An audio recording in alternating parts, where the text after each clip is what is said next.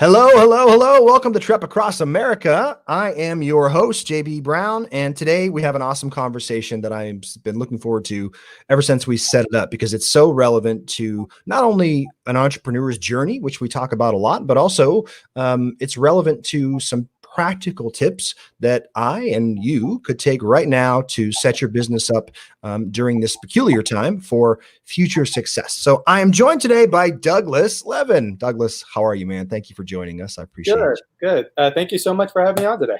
Absolutely, absolutely. So Douglas lives in the burbs in Illinois, and he has a really interesting background. And these are always my people, because if you look at my background, it would be very difficult to figure out how on earth I ended up doing some of the things that I did. So I always like an interesting story and an interesting character. So Douglas was a professional drummer living in Chicago for about 10 years before he started to sell on Amazon. So a lot of you can relate to that. Some of you are e-commerce sellers, some of you are not, but spare time is sort of how he began. So a side hustle, like a lot of the rest of us, right around 2014.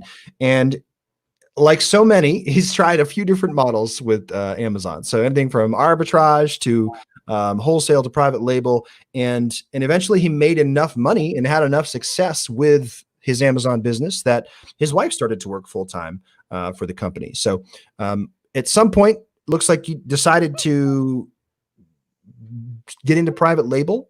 And that's how Douglas became involved heavily with chatbots, which we're going to get into a little bit later. I'm just sort of setting up the story for you guys, but this is a fascinating thing because chatbots are hot right now, but it's still early, and a lot of folks don't entirely understand what they are and how to use them. So we'll get into some of the tactics there, but mostly to hit a couple of the highlights, you pretty quickly hit 20,000 subscribers, Douglas, which is amazing. And that's incredible. When I saw that, it blew my mind. And it was like 3 months or so that you did that, that it led to some pretty substantial revenue for you. And then another important point in Douglas's bio that really stuck out to me is that allowed him to start building a brand outside of Amazon, which those of us who are Amazon, sell on Amazon as a platform right now, especially have been thinking, oh, I probably need to diversify out a little bit. And those of you who are in other businesses, it doesn't really matter. You don't have to be an Amazon seller for this to apply to you, because there could be something that you're doing where you realize you need to build a more direct audience than you've had access to so that you can interact with them and have a little bit more control over that. So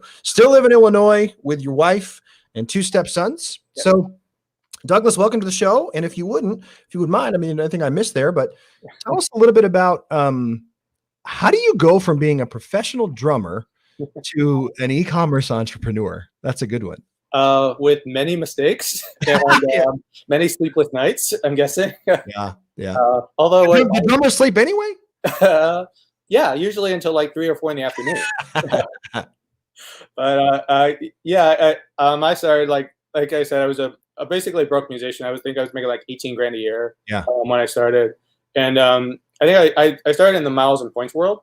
So like if you're familiar with that at all, the idea is that you have good credit, then you can apply for cards, get travel rewards. So we could go on like amazing flights and get cash back and all those kind of cool things. Okay. So I was in that kind of world. Like obviously everyone's in the Amazon world or marketing world or any of that. I was in that world.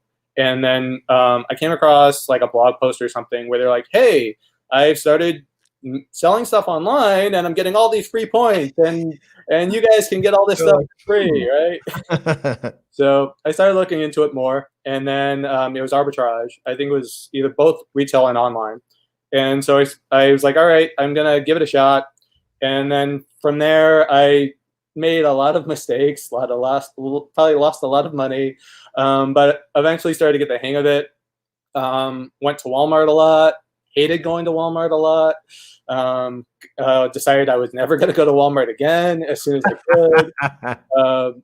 But started to have some success with it. And then from there, I was like, all right, I started to get some issues like everybody else was in terms of, all right, they could suspend your account, or you're going to get all of these IP claims or things like that. I'm like, all right, I need to figure out something else. I know that there's people that are doing arbitrage that are making like 100,000 a month in revenue and all that kind of stuff, and they're doing awesome.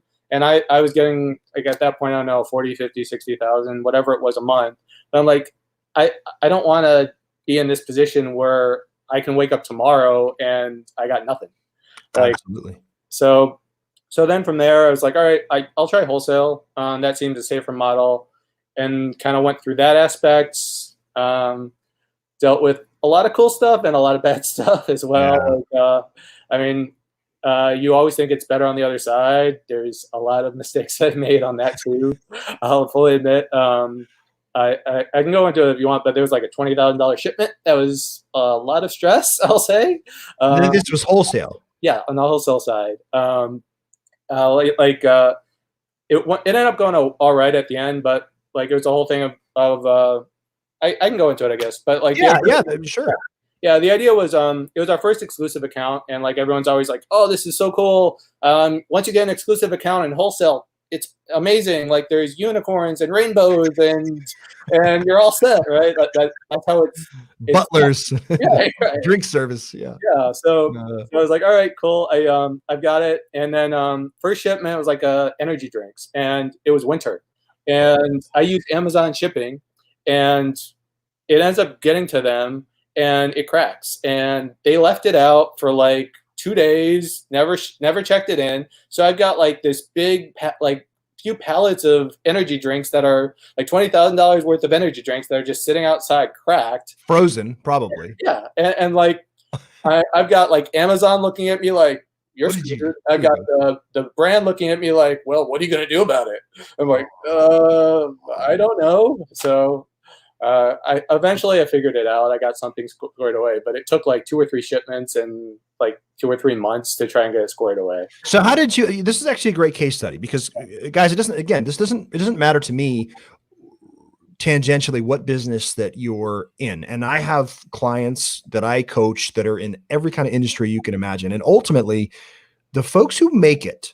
So everybody asks me this question. There's a few questions that I get at parties or social events, or if I'm speaking and I come down off a stage as the Russia folks, it's really 3 questions that I will get. But the number one, what separates the folks who make it?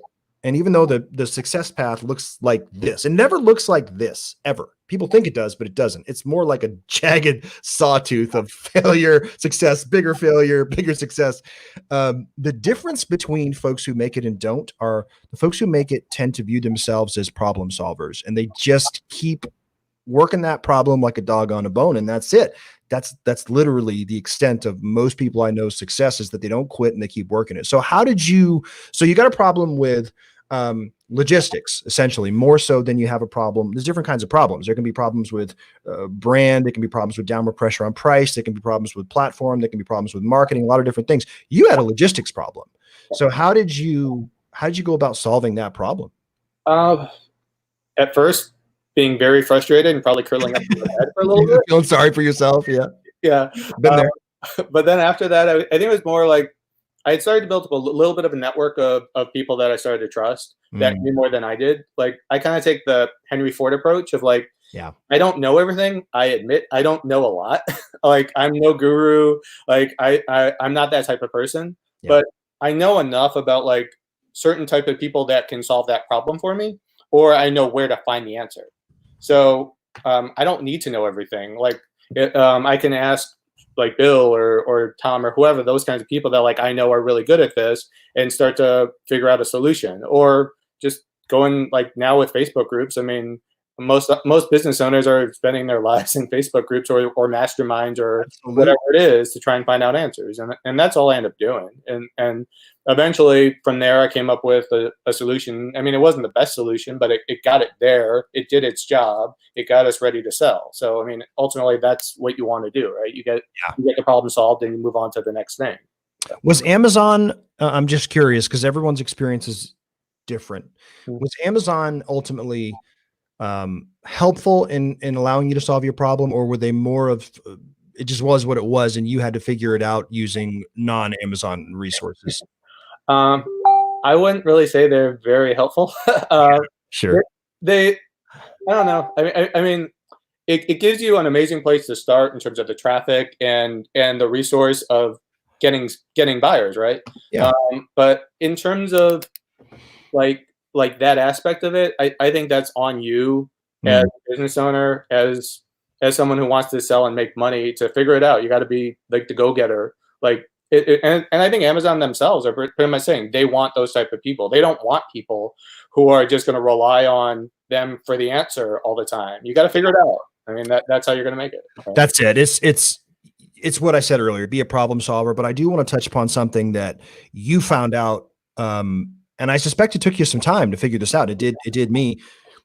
When we start off as business owners or entrepreneurs, whether you start a business from scratch, buy an existing one, whatever that is, if you're of a certain personality, which a lot of entrepreneurs are, you feel like the solution is I need to be better. I need to work harder. I need to be more X. I need, and ultimately what I figured out over some time, and it sounds like you did too, is that's not it at all. What I really need to do is to become good at figuring out good people to surround myself with who know more than I do, who are willing to help me out, often willing to, but can pay them to help me out. That's when your leverage starts to really increase. And that's when you start to have great success, is when you find out that you don't need to know everything, and you never will. You just need to figure out how to find someone who does know the thing that you need to know. Is that been your experience? Oh yeah, definitely. I mean, the more that I've kind of built up, like obviously like the 6 years I've been in it now, it's like I didn't know anybody when I started. I'd made stupid mistakes that I wish I could have gone back and not done, right? Yeah. But I mean, the more you kind of build that up, the better you get with everything. I mean, you start to learn from those mistakes more, ideally. But I think what really helped for me more, and this is more recent, I'll admit too, is like the mindset shift too. Because like Mm. it's like I've kind of seen, at least for, like in my instance, and a lot of people that I know that are successful, is that you really start to make that shift when you're not even saying about working better, but like figuring out where you want to go and figuring out the type of person you need to be to get there, and working on making yourself that type of person. Because like Mhm. I know if I was looking at myself in 2014 when I started, I mean, like if I'm honest about like the type of person I mean, I was very lazy. I was a typical musician in a lot of ways, and that person is not who I am now. And I couldn't. There's no way I could have been in this situation if I was that person. Just like the person I want to be at the end of next year, like I set a goal for like my birthday of like of next year. I need to be a different person from that point than I am right now. And that gets Mm. and then the mindset and the idea that you always need to be changing who you are, working on being that type of person that's going to be successful with whether it's life or business or relationships, anything. Man, that's awesome. I mean, you're crushing the idea of adaptability Yeah. and adaptability, reinvention, and there's something else though that you did, and I've done this too. And listen, it's hard, and not everybody does this naturally well. I don't, and I had to learn it. You have to be able to really look at yourself objectively and be relentlessly brutally honest with yourself. And as an executive coach, one of the things that I always do is you have to interview to work with me, because I don't just take any. The reason is, if I and you, more importantly, don't have an anchor for whatever the thing is, and you just said it, whatever the thing is that you want to achieve in your business, whether it's, I've worked with folks in corporations who are executives and they want to get to the ultimate, the CEO role, and they've been stuck for a few years and they can't, but they want it so badly. And you have to anchor in that and say, okay, this is what you're saying you want. Here are the limiting behaviors or beliefs that are preventing you from getting there. We're going to do some work on these things, but it's going to be brutally difficult. Only when you want this so badly, more so than you want your next breath of air, will you be willing to do the work it takes to get through these things. So for me, uh, as you said about yourself, you realize that you struggled with laziness. I think a lot of us do, struggle with that, and you had to really take an honest assessment and say, I can't get to where I want to be as a man, as a businessman, as a husband, as a dad, if I continue that behavior. So I need to figure out how to stop. For me, I had something similar. It wasn't laziness. I grew up in the Northeast, Maine in particular, and I moved to Atlanta, and I do business all over the world. And I realized that I grew up in I didn't think it was unusual, but I grew up in an area where unusual candor is the norm. So it's just a normal type of communication. So if somebody asks my opinion in my late 20s, they were going to get it unfiltered and unvarnished. Mm. And it was confusing to me why folks would honestly would get their feelings hurt, or why I wasn't able to be successful. And folks would say things like, "Oh, he's a really sharp guy, but he's awfully abrasive." And I didn't understand, why am I abrasive just for telling the truth? And what I realized was, when I started listening to recordings of myself talking to clients, or talking to friends even, what I thought of as direct was actually rude. It was just rude.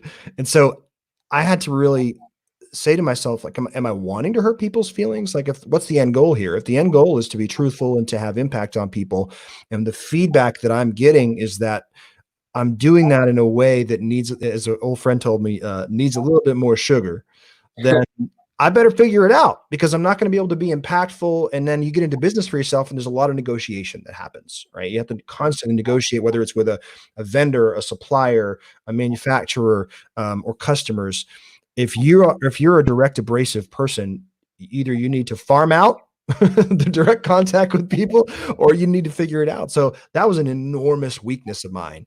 Mm. And now listen, it could be a strength, and I'm still direct. I'm still very honest and transparent, but I have learned, I think, how to say truthful things in a way that is respectful and not harmful. So like your situation, and folks out there, what are some things, if you guys watching, if you want to leave in the comments, what are some things that you recognize about yourself that maybe are self-limiting in the thing that you want to do? And if you've already overcome it, what'd you do? How'd you overcome that? If you haven't, maybe you're defensive. Defensiveness is one that I see a lot, where folks have a hard time taking constructive criticism, or they'll ask an opinion. Like, you ever know someone who asks for an opinion, and then as soon as people give them the opinion, they're like, no, like, they get super defensive. And it's like, wait a minute, you asked me. So I don't know, maybe for you guys out there, like Douglas and I have had, there are probably, and look, there's not just one thing with me, believe me. Oh yeah.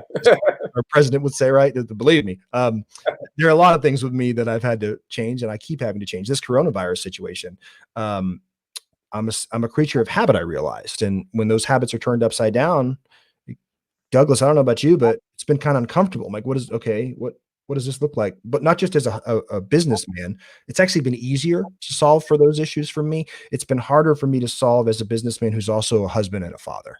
Right. Well, yeah, you definitely. I mean, with everything going on, right? Everything's changed, right? And it's easier. I know, at least on my end, it's been easier, like on the business side, because it's the world you're used to. Yeah. But now you're adjusting to, obviously, like, your family's always at home. They're there. Like, I'm sure you're getting on each other's nerves, right? Your kids are annoying the hell out of you at certain points. Sure. So, like, no, they're not here, are they? No. they're in their room right now. So, but it's like you're so used to your world. I mean, if you're used to working from home, like a lot of us are, that's just, you can retreat back to that very easily. I mean, I know I do, but like, you have to take time. Like, the idea of like taking time with your family still. It's like, all right, maybe it interrupts with your business day, like you usually have, and you have to make adjustments. Absolutely. I mean, I'll admit that's been hard for me too, just like that aspect of it. Well, and digital learning, right? So there's some weird things that have happened. So bandwidth is what it is. And so if I have 3 kids, and believe it or not, even the 4-year-old, the youngest, is having to do it's once a week, but she's having to do like a Zoom call with her other little 4-year-old classmates. And my older 2 are doing more of those. So if you add 3, 4 folks in the house that are doing video streaming at the same time, that can create some challenges that we've really never had to deal with before. Because when I'm usually working, if I'm at home, if I'm working, I have the bandwidth all to myself. And now, a lot of you can relate to this because we're heavy e-commerce. So I'm curious, if early in your life, even when you were a drummer, which I say that past tense, I'm sure you still drum. Like, once you're a musician, you're always a musician, right? Did you always know, if you look back, maybe you didn't know it then, but looking back, did you kind of always know that you'd be some sort of an entrepreneur, or is it a surprise to you? My mom would always say, like, she's the type that would say, "Oh, I always knew this. It was evident." Like, moms do that. Like, I don't remember any of that stuff at all. Never had that conversation. No, I like, everyone. I hear a lot of people say, "Oh yeah, from like the time I was 2 or 3, I would be doing this, I'd be doing that," and I was an entrepreneur. I don't think I was. I subscribe more to like you have the funnel hacker hat on, right? Like I saw Tom Bilyeu at Funnel Hacking Live this year, and like He's he, great. his story really connected with me because I don't think of myself as an entrepreneur. I don't think I ever really thought I would be. It was more just something I started, and I think because of that, I struggled probably a lot more than most entrepreneurs did. Just like it's not something that comes easy to me. Like there's certain things that like I even talking to my wife about things, like we'll have a conversation about something, and then she'll say, "Well, why don't you just do this?" I'm like, "Oh, duh." Like we're like it's something that should equate from this example to this example, and it just doesn't sink into my head. Like I think that a lot of times, like entrepreneurs are like, "Well, yeah, I can just take this application, run it to this, and it works perfectly." Yeah. Like that's not how I was at all. Like a lot of ways, that's still not how I am. You kind of struggle through it, and it just ends up being what you do. It's like, all right, like I even like a lot of ways when I was starting off, I resented the word entrepreneur just because like I was like, all right, I don't think I really am. I can relate to that. Like that kind of thing. So I'm just a guy who's trying to make money, like trying to figure it all out. And I mean, I like as things have progressed, obviously I don't think that way anymore. But yeah, I definitely did not think of myself that way. Even today, Douglas, it's a bougie word. It's a word that I grew up so blue collar, and I was fortunate to have enormous corporate success, and I've had success, but I prefer it. Just the term that I use makes me sound older than I even am, but I just prefer businessman. That's just how I feel. That's how I identify with the world, because to me, entrepreneur has a little bit of a Silicon Valley startup component to it. And some of that is what I do because I have different types of businesses, but I'm just a businessman. And some of the things that I will do to make money are not traditional businesses. It might be an example. I might pick up some raw land at a tax sale, hold on to it for a year or two, and then sell it. It's not really that particular thing is not technically something I would say, well, I'm a land entrepreneur. Like that's not a thing. I'm just a businessman, but some of what I do, and a lot of the folks who I find are on the same wavelength in terms of worldview, maybe not politically, but just the thing about the entrepreneurial space and business owners that's been interesting to me is a lot of us, we didn't know it at the time growing up that we were going to be that.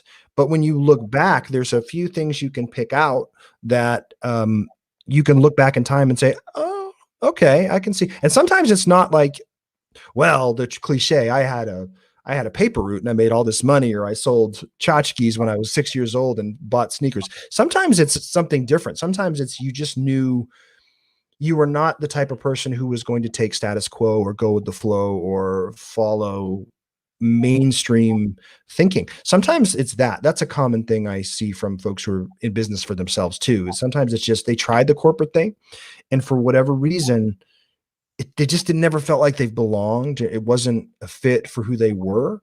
So sometimes it's that. But Tom, I remember his talk, Tom Bilyeu at that same event. For those of you who don't know, Tom Bilyeu started Quest Nutrition. He sold it for a lot of money. He's a different kind of cat. Tom is very much his own guy. Like he is who he is, and this is who I am, and this is what I'm going to say. And I love people like that, whether I agree with them or not. I just love to know people who are just authentic and who they are. And Tom's story, it's funny because when you were talking, Douglas, it reminded me a little bit of his, because he said on stage he was lazy. He had an enormous problem with laziness. His, I think, was more significant than yours, what it sounded like. And then he just realized that he was about to get engaged, or he wanted to get engaged. And his father-in-law had said something like, no, like, can I marry your daughter? No, because like, how are you going to provide for her? It just ripped him apart. And at the time it was so offensive to him, but it was sometimes being offended is something we need, because sometimes we're offended because we hear something about ourselves that is true and we don't really like it. And he went out there and boy, did he change his, he changed his narrative very quickly. And so you kind of did the same thing. So you go from being a drummer and you decide to get into Amazon, and you do the typical path where folks are trying to figure out, all right, I'm going to try to make some money here, and let me try to throw some stuff against the wall and see what sticks. And that's not a bad thing, guys. That's what it is. I don't know a single entrepreneur, except for maybe one who I don't personally know. I said this the other day, but Mark Zuckerberg might be the only person I've ever heard of who the first thing he did turned into this insane, massive thing. I've never heard of that happening. Every other entrepreneur, business owner, investor, whatever you want to say, that I know has a littered carcasses of just things that didn't work before they came to the thing that did work. So we talked a little bit about if you knew you were going to be an entrepreneur, how you sort of started getting into it. You gave a great example of some of the initial challenges that you ran into and what you did. What's your motivation daily now? Because you need it for staying self-employed and staying in this lifestyle. Right. For me, it's about the mindset aspect. I mean, Mm. I'm looking at like every morning I do, what is it, like the Miracle Morning kind of stuff. If you ever read that book, like I haven't. No. It's about getting your mind in the right space, basically. Like there's 6 things you're supposed to do every morning. Like a lot of those kind of psychology mindset books talk about the same 6 things. What, like Okay. exercise, reading, meditation, writing, affirmations, and visualizing. I So feel like coffee should have been in there. my wife is the coffee person, not me. Okay. So I do that every day, and the idea with that is I want to take myself from where I am now, like I was saying a little bit earlier, to where I need to be. Mm. Like I have a goal in my head of where I want to be, like both financially, business wise, with my family, like all of those kinds of things. So I want to get to that level, and Mm. I'm not there. I'll fully admit right now I'm not there. Is But it a short-term goal, a long-term goal? It's interesting to me to hear how folks break these out. yeah. The goal I had, like in short term, is more like probably in the next year. Okay. But Yep. I know, like honestly, I probably should have a longer term goal. I know, like a lot of the bigger success stories end up having like a 10-year goal, 3-year goal, 1-year goal, that kind of way. Mm. I think I wanted to get started. I wanted, like I Take have action. yeah, and it's the whole idea of like, yeah, what ready, fire, aim approach, right? Just go. So I kind of take it that way. It's like, all right, I'm gonna start, and I want to get to this point, and then you start trying to figure out like a roadmap of what am I gonna do to get there, and you're gonna figure out what is it the one big thing that I can do every day to That get was to that point. Jay Papasan, right? Jay Papasan's book, One Thing. Great book. I want to say, or I always forget the name. Yeah. But yeah, so focus on that as much as I can, and get to that point that I want to, and I and obviously we're at a very different time, so I know that there's businesses that are trying to just survive right now, like Mhm. but the idea is like if you can get your mind right, and like I've heard this before, like the idea that's like you can either be in like retracting and think of in terms of like trying to survive in fear, or you can try and expand and try and think about how can I do something now that's going to take advantage of the situation, help people, right?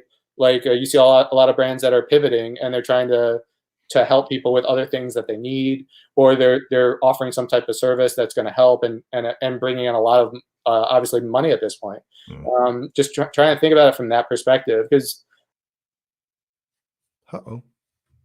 and watch Netflix all day, and just kind of sit around, I'd be bored off my ass. Like that's not the type of person I am. That like you got into business for a reason, right? And I'm not going to just retreat. I mean, well, I do understand that there are people that are very scared at this point. I think to live the life that you want to lead, you got to figure out what is the most important thing to you and how you're going to get there, I guess. I love it, man. And we share a heart on that. And I'm an old athlete. I've got the busted up body to prove it. And I tend to think like an athlete. And so for me, what that looks like on a day-to-day basis is some of what I'm doing is sure it's focused on defensive maneuvers. So preventing downside, covering downside risk. And there's certain financial things that everybody has to do to make sure that you do that. So it's making sure that you're keeping a close eye on cash flow and expenditures, eliminating anything that's really unnecessary, which a lot of us, if we're honest, if we take a good look at our business, you find a few things that are really not necessary. For us, it was some subscriptions that we just really weren't using very much and weren't relevant. We did have not a lot of staff that needed to be laid off, but we had some vendors that the nature of what they were doing just became not quite as relevant because maybe they were handling customer service on some brands that are down significantly because those particular products aren't selling well. But once I didn't spend a lot of time thinking about a defense, rather. It was more, all right, what are the things I have to do to eliminate downside risk? Let me do those things and be responsible and a good steward. But now let me get into my normal personality, which is to be offensive, not offensive, but try not to be offensive, but offensive. And I'm a very offensive minded person because I believe fundamentally that if you keep pressure up and you keep momentum moving forward and you just take one step, take one step, take one step, and you just make proactive actions, you're going to have more success. And so you nailed it. For us, it was, okay, shoot, from a physical products perspective, some of the things we're selling that we're doing well probably will come back eventually because they're not products that are suddenly obsolete, but they are what I would consider luxury items that are not necessary right now. And so we don't know how long it'll take for those to kind of come back. So you look at what you have, and that's where it always starts. Like, okay, this is probably not going to work. So what do I have? What are the skills, resources, you name it, that I have? And for me, it was, I've got an exceptional network of just sourcing products all over the world where I just have made relationships with folks. And so I started to think about what people would need. And there was obviously sanitization, and what's happening right now is a big deal. So we pivoted into that field. And it just so happens that I was in surgical for so long in another career that I already knew a lot about how to medically sanitize and sterilize. And so I just started to put those things together, and we started to try to find some consumer products that would make sense, because it's probably going to be a while that people are thinking about this. I don't know about how you feel, but I don't think that we're going to forget anytime soon what has happened here. It's changed my perspective. I don't know that I'll ever become a full on, phobic germaphobe kind of guy, but I'm leaning more in that direction than I did before. Somebody, the first time I go out, I don't know what I'm going to do because I'm a hugger and a handshaker. And if somebody comes up to hug, I don't know, am I going to do it, or am I going to be like, whoa, what are you? But yeah, it's really, we've pivoted hard. We've got merchandise that's coming in from overseas anytime now. And it would seem counterintuitive to do that to a lot of people. Like, wait, you're investing in inventory? You're going to launch new products right now? Yeah, that's what I'm going to do. Because at the end of the day, the consumer behavior has changed a little bit. The needs have shifted, but that doesn't mean there aren't any needs. So it just became, how do I figure out how to fill the needs? And then with this, neither one of us are making money doing this, but it becomes, how can I have conversations with folks that are also figuring it out like Douglas, so that maybe in our mistakes and our learning and our successes, other folks can sort of come along on this journey with us. So it's a good segue into, it sounds like you got into private label, which a lot of people do. And private label, it's such that term also irritates me, just because it's become bastardized and cliched by so many gurus. But at the end of the day, it's your product. To me, private label is not, I take a stainless steel tumbler out of a box, put it in a different box, and put a name on it. That's something entirely different. That's just wholesale plus. You're essentially wholesaling with a different name. To me, private label is, you're really trying to create a brand. You have a product that you're trying to bring some unique value proposition, either in the way that it's used, the way that you can get it to people, whatever it is. And you want to have an audience that you can interact with directly. It sounds to me like you kind of figured that out. And then you did something that I haven't even done, which is you decided to go down a very interesting technological pathway to allow yourself to start to build a more direct captive audience, so to speak. And I think that's where chatbots come in. So in your own words, I would love to sort of hear that story and the genesis of it and sort of where it took you. Yeah, definitely. So at the end of the wholesale part of it, like the idea for our private label stuff came actually from my wife. So it wasn't even anything I was thinking I was going to do at the time. And that was more of a need for something she was looking for. So we went down that rabbit hole, and production took a lot more time than I thought it was going to be. Yeah, sure.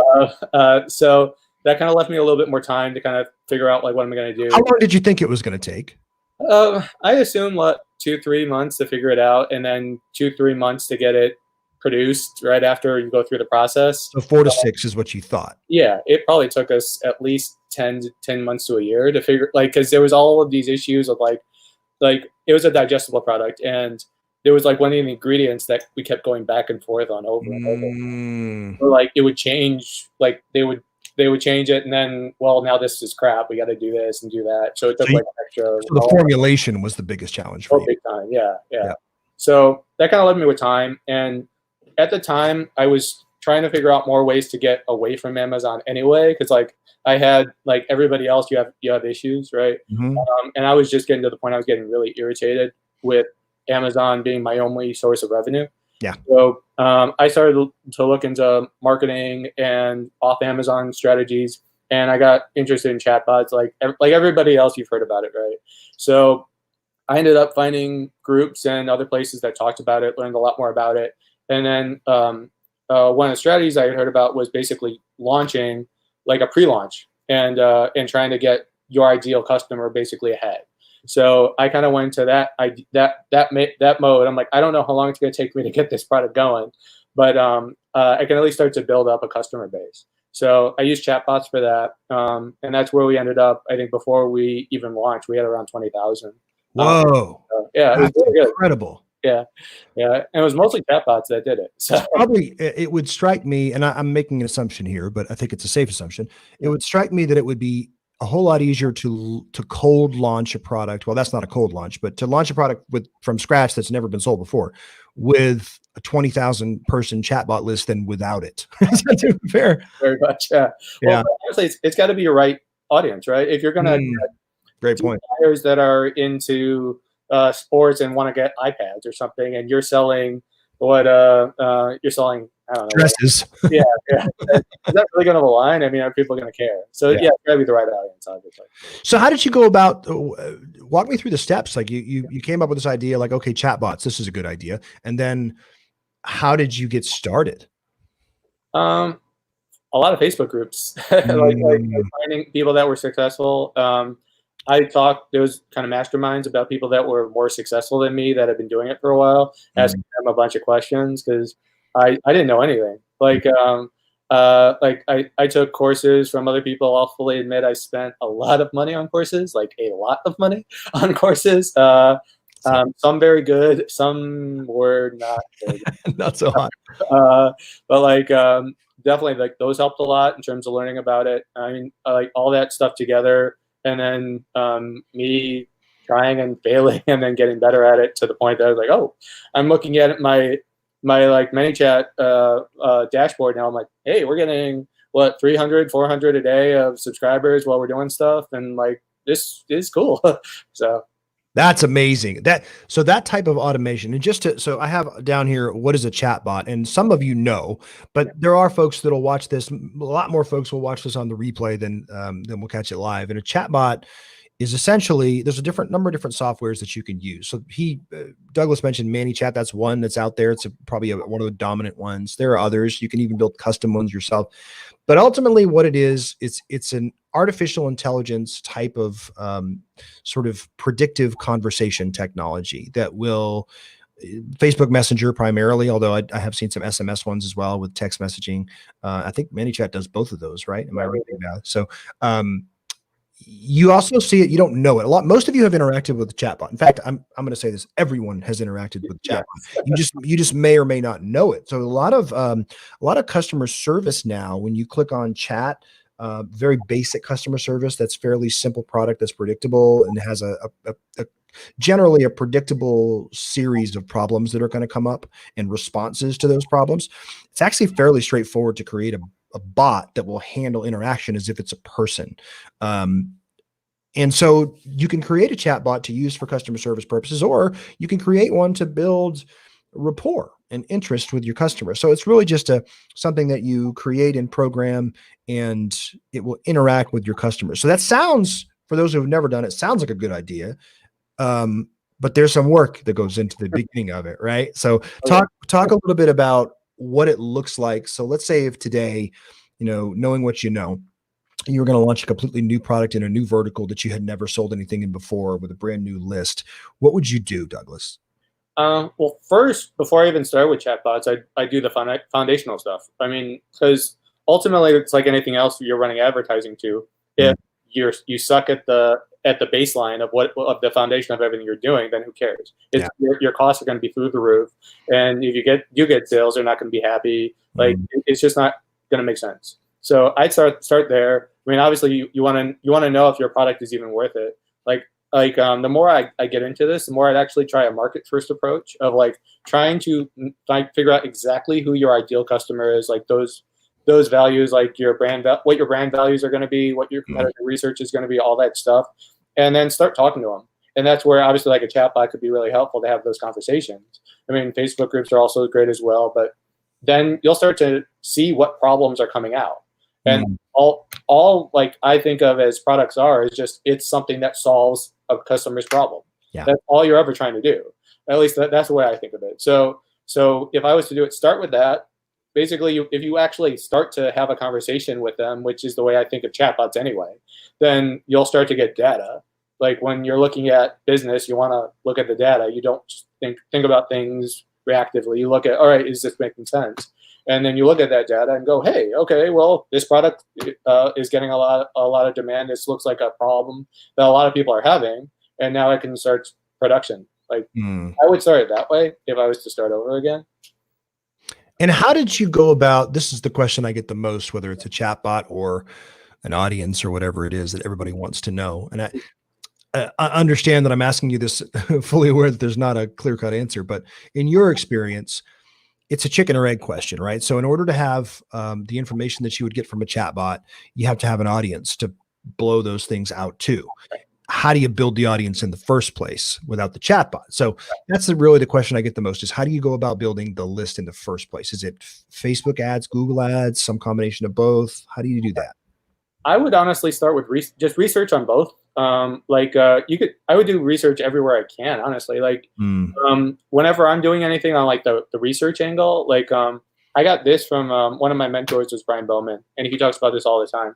Like, the idea is that you want to go where they hang out. Like, if you have an idea of who your ideal customer is, like, you know that whatever you're gonna do when you're starting, you're gonna have somewhat of an idea. You may not know all of the details, but you're gonna have a starting point. So from there, I'll go into Facebook Audience Insight, and I'll start there, what type of stuff they like. I'll go on Google, I'll go in Facebook groups, I'll go in like all of those places, like before I even do anything, right? And that gives me an idea of who is my ideal customer and what do they like, what do they do, and then I can start to target them after that, right? But you know who they are before any of that, or it's not, like I said, it's not going to matter. Good point. Yeah, great point. So it's so the marketing term that we would use for that is avatar, right? Figuring out who your avatar is, which is simply your ideal customer and a composite of fictitious people who are actually real put into like an imaginary person. That's your avatar. So a lot of folks really have a hard time with that. I think initially is understanding that it doesn't matter how good your organic idea is that came out of your mind. I mean, that's a part of it. That's a component to it. If you don't understand who the end user is, that's going to be your buyer, and it doesn't matter if it's a physical product, doesn't matter if it's a service. And I have found this problem in my career. There's a disconnect here in the service provider and the seller of the thing and the end user that happens with small brands that are e-commerce sellers. It happens all the way up to $50 billion companies. Same thing. You have a challenge. This is here's a great example that most people who are, unless you're under the age of 30, maybe, will understand. New Coke is an example. Coke didn't understand their avatar. So for those who don't know, Coke decided in the 80s, they decided to come up with a new formulation. Sales had dipped, and they thought that it was because people didn't like the recipe. So they changed it completely. And not only did they change it, they discontinued the existing one and they started with an entirely new formulation. Well, here's the problem. Everyone hated it. Their avatar hated it. They didn't like it. Pepsi did the same thing about a decade later with crystal clear Pepsi. There was this people were freaking out. Sales were down of soft drinks, and Pepsi thought, well, it's because it's brown. People don't want to drink brown liquid. So we're going to make it clear and people will buy it again. That wasn't the problem. That's not what their avatar wanted. McDonald's, same thing. McDonald's tried to, so the rap on McDonald's is they're not healthy. So McDonald's is like, well, darn it. Fine. We're going to make salads, and people want salads because that's healthy. Problem is the salads that they made weren't good, and they had more calories in them than the actual burgers did. So again, you have a disconnect here between cause and effect and what you think and what your avatar, your customer actually wants. And in e-commerce, if I go to China, which I do often, and if I'm standing in a gigantic idea factory, which is what I call these huge fairs, it's an idea factory, and I'm looking at products, it blows your mind, and you're seeing all these cool things. The hardest thing is to know whether what catches my eye that I think is cool and a good idea will be appealing and attractive to my current demographic and avatar. And if it's not, how confident am I that I could figure out how to engage with the avatar that it would be? Have you seen those, Douglas, a good example that just happened recently? Have you seen those backpacks that have a weird, like plexiglass bubble in the back and you can put a pet in it? Oh yeah. Yeah. Pet's head sticks out. I saw those 3 years ago in a gigantic wholesale market in China that I go to. And I remember looking at it, and this was my mistake. I looked at it because I am not that avatar. And I looked at it and thought, that's the dumbest thing I've ever seen. Nobody's going to ever buy that. And boy, was I wrong. But somebody was smart enough to see it and do some research, as you said, and say, well, wait a minute. That's different. That's something I've never seen before. I'm not the type of person that would want to carry my pet around with me, but there are people who do. So let me see if I can figure out where the people who do that hang out. And I love what you talked about. Someone from your methodology, you would go and you would find out where those people hang out online, and you would really just sort of be a documenter and a passive observer for a while. Does that sound right? Just to figure out, what are they doing? What are they talking about? What are their likes? What are their dislikes? And once you have enough of that information, and you feel like, okay, this bubble backpack could be a thing, how do you then take what you believe to be a winner, because you have enough information there and you have potentially a product, and then literally turn that into a chatbot? Right. Well, that's where it gets into the conversation part of it. Like, right. So you now know, all right, hopefully, who you're going to be talking to, right? You know what some of their problems might be, like what they're looking for. And then at that point, like we're doing right now, the whole idea that I look at with a chatbot is it's about conversation. Like, it gives you a channel to have a conversation that email doesn't. Because if you're going to do email, then even if you wanted to talk to somebody, it would take you like 10, 20 messages, whatever it is, to start to have any type of conversation. Yeah, which no one's going to do, right? No, they're going to drop off.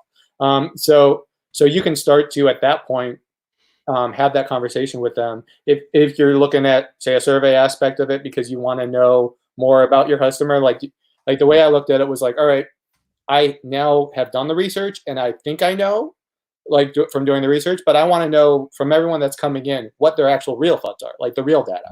Yeah. So then at that point, I might come up with, all right, I'm going to get you into my bot.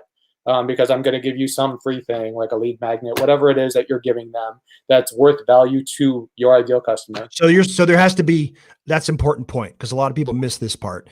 You're saying that you have to have some sort of incentive for people to trip into your bot. Right. Because are you, think about it from your perspective. Are you going to just, out of the goodness of your heart, like if you're a potential customer, you're just going to go, hey, I just want to talk to this random person that I don't know, that their product could be crap. I don't know anything about them without you giving me some value. Great point. Yep. So you start it from that perspective, right? And then there's a lot of different types of lead magnets you can come up with, but just something that gets. What do you like? What do you like to use?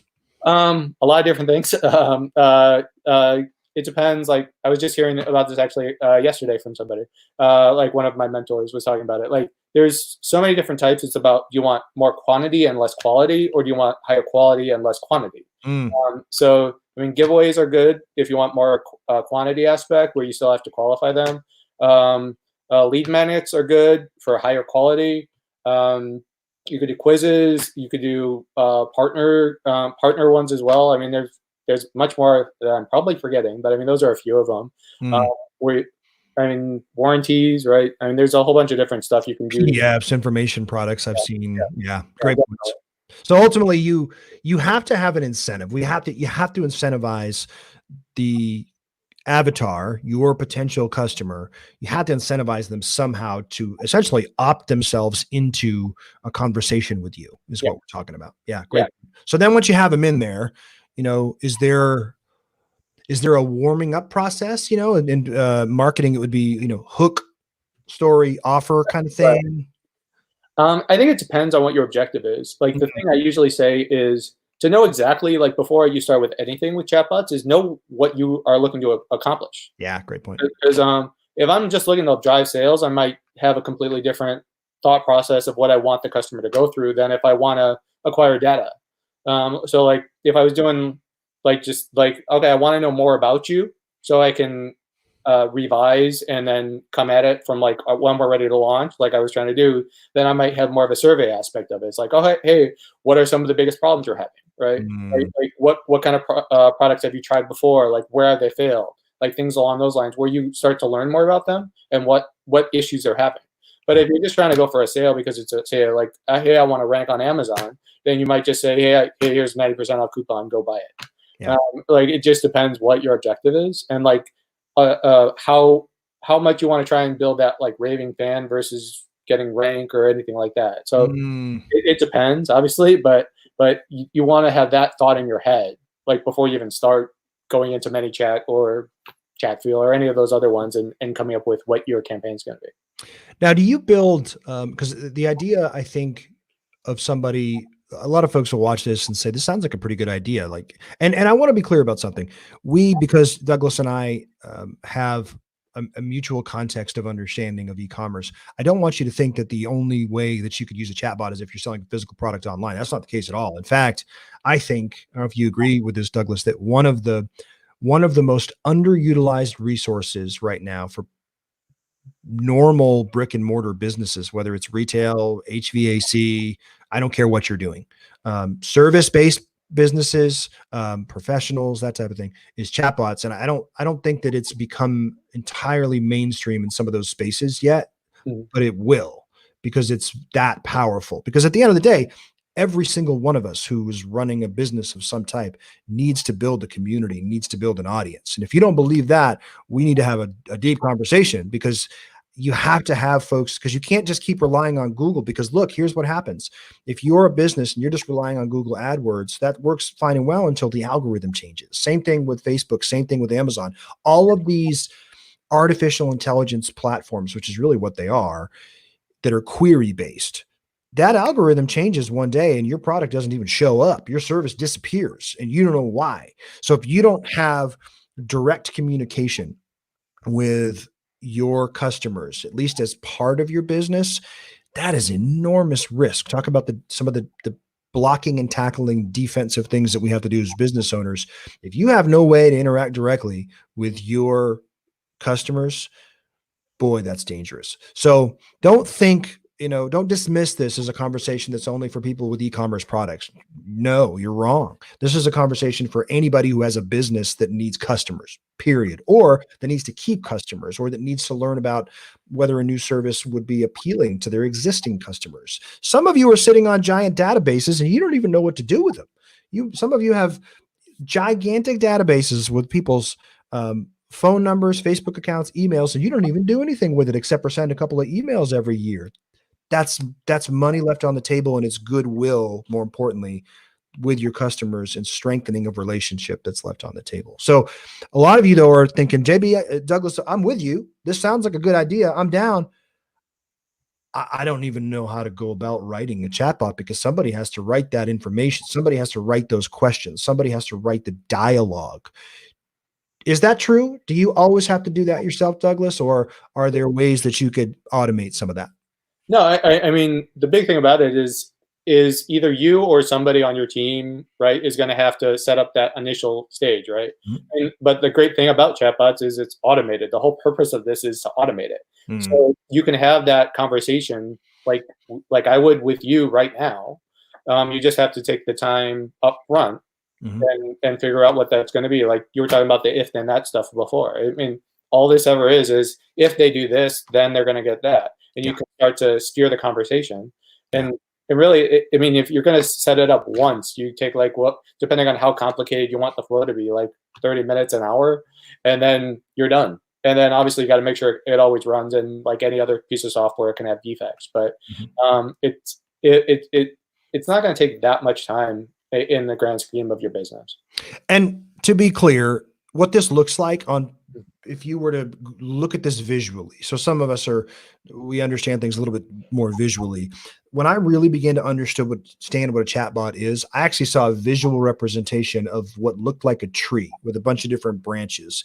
And essentially, depending upon which branch you take, that's the information, the query that the chatbot's going to send back to you, depending upon what I put into it. But when you see it visually and it looks like a tree with all these different branches, I immediately understood it. And so for some of you, take a look at what would be considered a visual chatbot flow, and you'll understand what that is. And I also want to give you an encouragement. If it's a fairly simple business, you could probably do this yourself, like Douglas said. If it's more complex, or if you're like me and you're more of a CEO executive personality, and you just want to try to get people, Douglas talked about this earlier. It was a great point. Sometimes the best way to go about it is to find people who are just great at the thing that you need done, and to let them do it and to pay them for it. That's what I do. And there absolutely are folks out there who specialize exclusively in creating chatbot flows integrations for you and your business. There are not any that I would say are any better or worse than others that I've worked with, but you can have it done. You don't have to do that yourself. What you do have to have, though, to Douglas's point, is you have to take the time to, at least if you're going to outsource it, have a good solid conversation with someone so that they can understand your business and what you need. And then you can say, hey, go do this. Here's another cool thing you can do. A lot of us are beginning to understand the value of really good copywriting. And not all copy is created equal. Some is better than others. It's not sometimes good enough to just write something down and okay, this is just what we'll write. You may want to have somebody who's a pro. You may want to have a pro who's especially if it's a chatbot that you're expecting to get business developed from. You may want to have a copywriter take a look at your chatbot sequence and maybe tweak a little bit of your copy, because what is this essentially? It's a machine automated version of direct response marketing. It's just a different version of direct response marketing. Direct response marketing has been around a long time. You used to get it in the mail when I was a kid. It would come in the mail, or it would be in the back of a magazine. It's the same thing. It's just interactive now.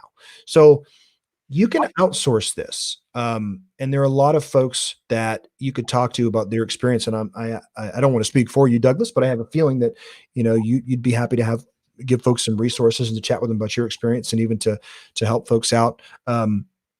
You can do it yourself if it's fairly simple. If you don't feel comfortable doing that, you can outsource it. But what I would say you can't do in the year 2000, is say to yourself, chatbot doesn't apply to my business, don't need it. At least explore it and give it some consideration, because the businesses that thrive through this and survive are going to be the businesses that examine blocking and tackling, and the way that they're going to keep advertising, they're going to keep marketing. They just might do it in a different way. So, really helpful. Now, so you said you have a 20,000 person chatbot. Can you give folks an idea? And look, every product is different because the margins on products are different. The price points are different, all that. What does that mean to your business monetarily, at least as much as you're comfortable sharing, to have a 20,000 person chatbot list? Well, I'm trying to think of the best way to say it. I mean, it's definitely helped me a ton in terms of it's an amazing communication resource, like you're saying, and like I mean, I gave the numbers before in terms of like 20,000, like from the launch, and that was a lot having to do with that. And from there, I mean, like it's helped me as well to diversify away from Amazon. So now I have a customer base. Now I have a way to talk to people about trying to get them on my Shopify store, or if I'm trying to go to Walmart or any other place where like sales aren't really happening most of the time. At that point, it's 20,000 people that I can send a message, or if I'm using ManyChat, then I can also get them on my email and my SMS and talk to them so many different ways, where I can get them to go wherever I want them to go. If I want to have a launch on Amazon for another product, I can do that. It just it's a lot of the way that I do things now, just in terms of like acquiring customers and looking at that aspect of what is it going to bring in into my business? Is what I'm going to spend to acquire that customer worth it? And that's where I look at like metrics and when you're doing advertising or anything like that, the lifetime value of the customer.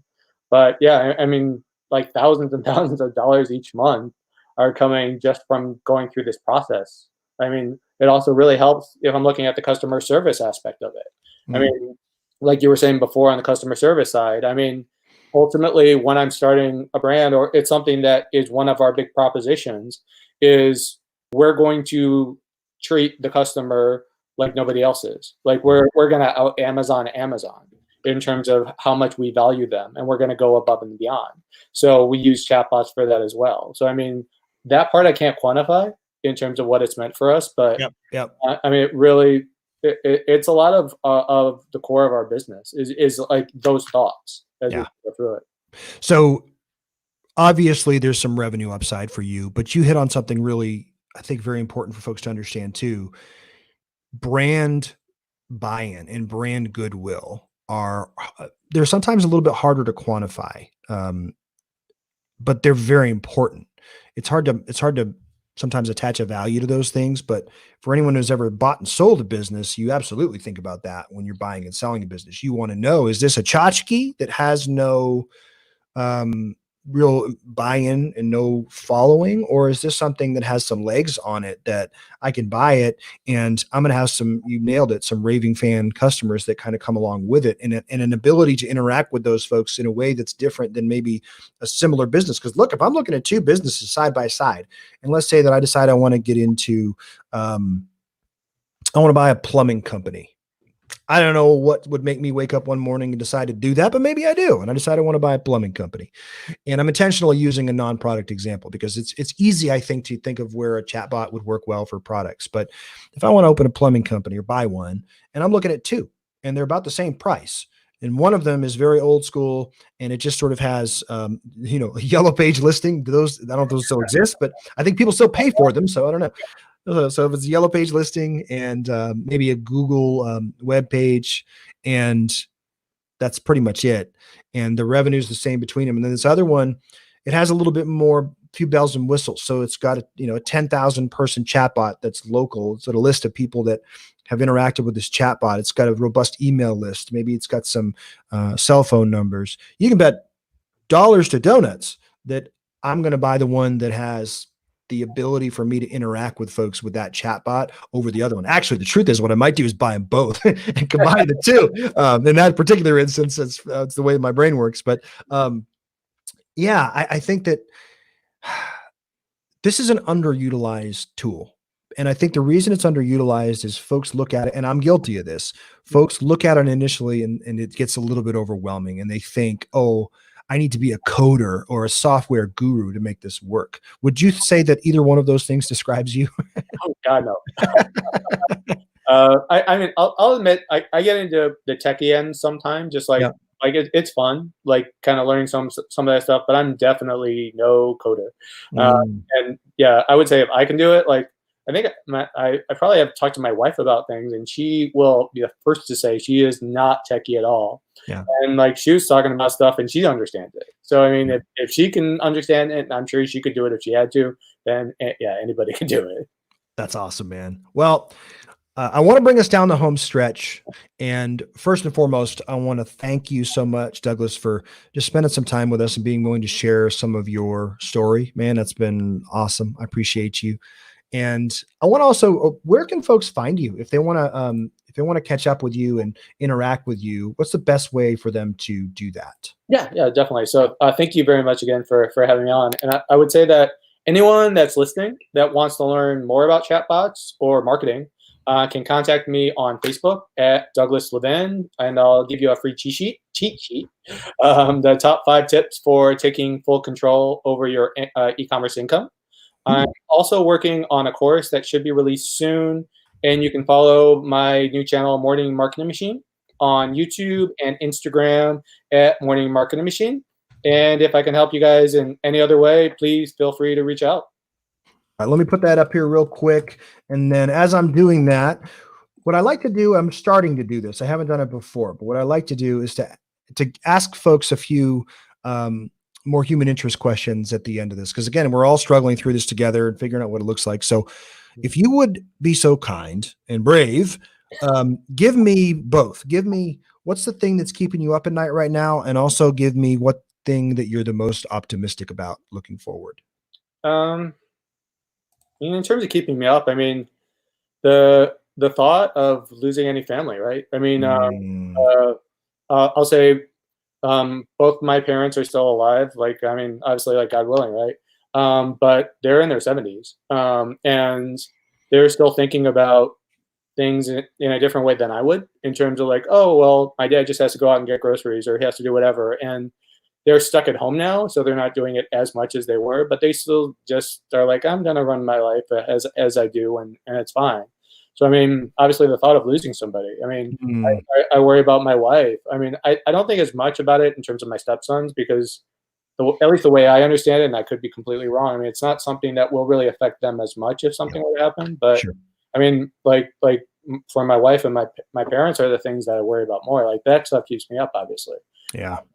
But I just in terms of, I guess, moving forward though, I mean, I'm so like happy in terms of like life just in general, like even with everything going on. I mean, Yeah. there's so much as a business owner that I look forward to doing and to becoming, that like that's what gets me out of bed in the morning. Like I have a place that I want to be at, that Mm, like that every day is going to take me another step to where I want to be. Like and that's where, like you were saying before, it's not something that happens overnight, and I know it's not. yeah. So I could look at it as I can be fearful about everything, and I could be scared about what could happen to my family, or I can look at the good stuff that can happen. Yeah. And am I going to take the steps today that's going to put me 1% closer to achieving that goal that I want? And that's ultimately what I'm going to do. I mean, that's the way I look at it. That's how I'm living my life. Man, that's awesome, brother. I think, and it's very similar to me. It's our mutual friend Matt. He interviewed me for his show recently, and this is not my saying. I stole it, but I can't. So many people have said it that I can't really even give proper credit to who I stole it from. But it's we we overestimate what we can get done in a few months or even a year. We do, but take heart, because we drastically underestimate what we can get done in 3 to 5 years. And so it's just an interesting thing that in this that the seeds that you plant today, it won't look like much, and it never does.